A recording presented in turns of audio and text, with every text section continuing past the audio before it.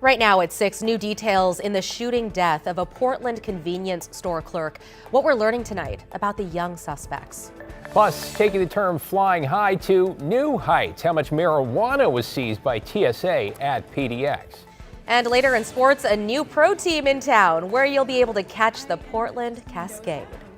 Thanks for joining us. I'm David Molko. And I'm Christine Pitawanich. First here at 6, a 12-year-old and 15-year-old boy have been arrested. They are charged with killing a Southeast Portland convenience store clerk. Let's bring in Celine Stevens live at the Clark County Courthouse with our top story. Celine?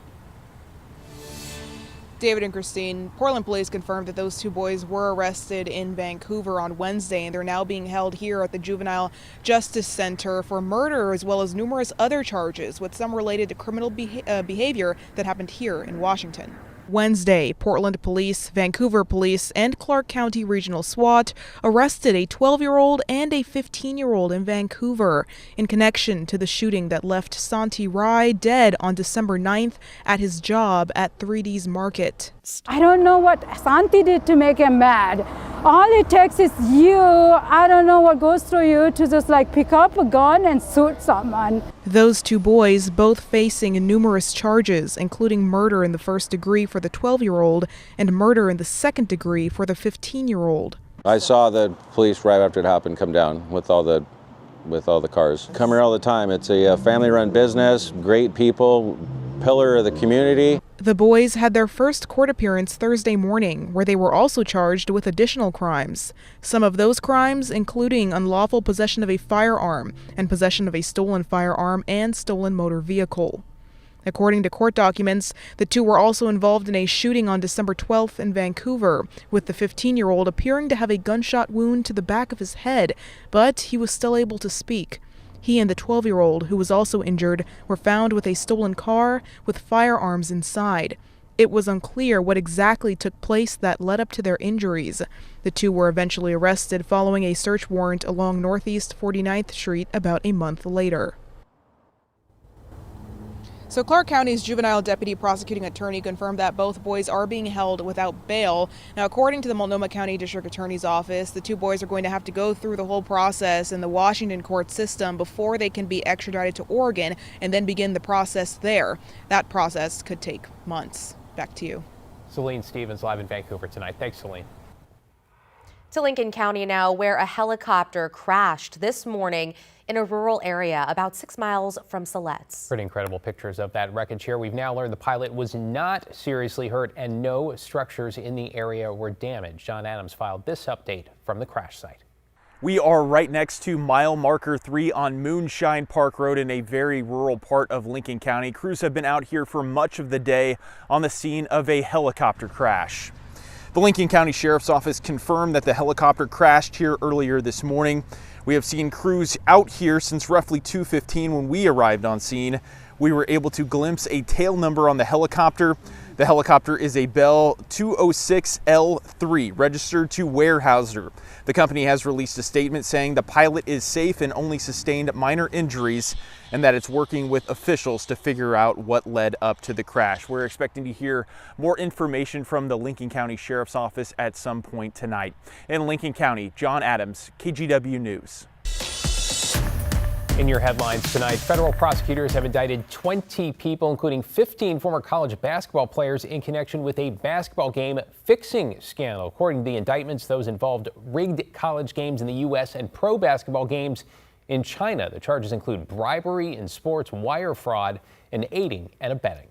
They did so with carefully orchestrated FaceTime calls to obscure and prevent their communications from being intercepted and recorded. One of the people indicted is Jalen Terry, who played one season of college basketball as a guard for the Ducks in 2021. That was before prosecutors say the scheme reached the NCAA, which they allege occurred between 2023 and 2025. In Minneapolis, President Trump is threatening to invoke the Insurrection Act and bring the military to the city. This as tension rises after a federal agent shot and injured a man last night. Homeland Security says it happened as they were trying to arrest a Venezuelan migrant. Authorities say multiple people attacked the agent with a shovel and broom handle, and eventually the agent fired a shot, hitting the man in the leg. The shooting came 1 week after an ICE agent shot and killed Renee Good. An Oregon City man who killed his girlfriend and dumped her body in the woods has now been sentenced to life in prison. 56-year-old William Blake admitted to shooting 38-year-old Jennifer Stewart at his home in August. Prosecutors say Blake then drove to Home Depot where he bought a tote, garbage bags, and gloves, and then dumped Stewart's remains on Forest Service land. In court, the victim's mother calling Blake a, quote, rabid, savage beast. To Scappoose now, where two people are facing charges after police found dead tortoises while serving a search warrant for a shooting investigation. Police say the investigation along Northwest Manor Drive began earlier this year. When officers searched the home yesterday, they found the tortoises along with two other neglected turtles and also multiple guns. 45-year-old Daniel Salvi faces gun charges, while 43-year-old Casey Satchel is charged with felony animal neglect. And a new poll commissioned by the Portland Metro Chamber shows that many residents believe the region is headed in the wrong direction. That number jumped nearly 9% compared to 2024. And while homelessness remains a major issue in voters' minds, it is no longer at the top of the list. That spot now belongs to affordability.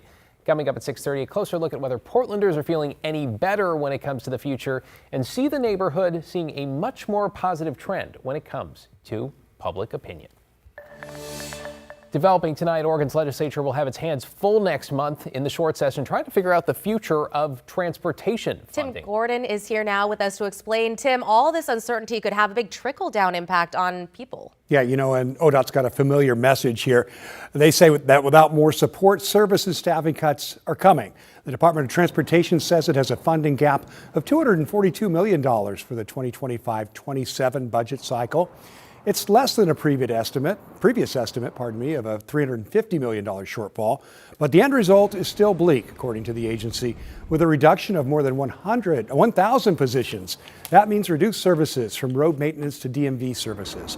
Some legislators suggest ODOT needs more flexibility, as the agency is currently mandated to keep costs for operations and maintenance to 6% of its budget, with the vast majority of spending earmarked for new construction projects where costs have skyrocketed.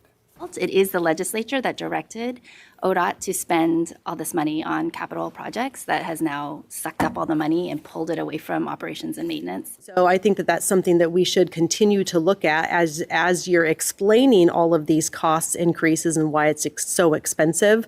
Perhaps not all of them are absolutely necessary, and we don't need them to be that expensive. Well, remember, Democrats passed a funding package for transportation last session, but Republicans got the signatures they needed to put the issue to voters in November. Then Governor Tina Kotek called for the bill to be repealed so lawmakers could start over on ODOT funding this upcoming short session. You know, this has been an issue that's really divided Democrats and Republicans. We'll see if they can come together with some sort of compromise when the session starts February 4th. Back to you. Appreciate you looking into this. Thanks, Tim.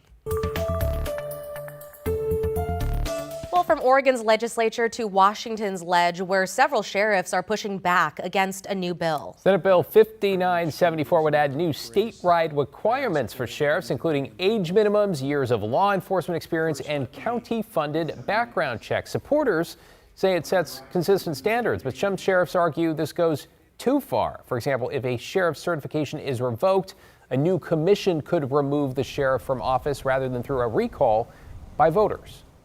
Removes their ability to decide.